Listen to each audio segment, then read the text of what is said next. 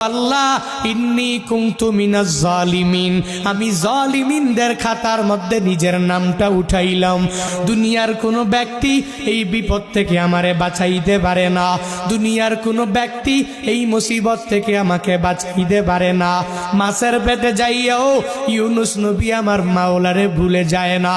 ইউনুস নবী যখন আল্লাহকে জানাইয়া দেয়, আল্লাহ লা ইলাহা ইল্লা আনতা, ও দয়ার মালিক তুমি ছাড়া কোনো ইলা নাই, তুমি ছাড়া কোনো মাবুদ নাই, তুমি ছাড়া কোনো মাসুক নাই, তুমি ছাড়া ইবাদত পাওয়ার যোগ্য দুনিয়াতে কেউ নাই।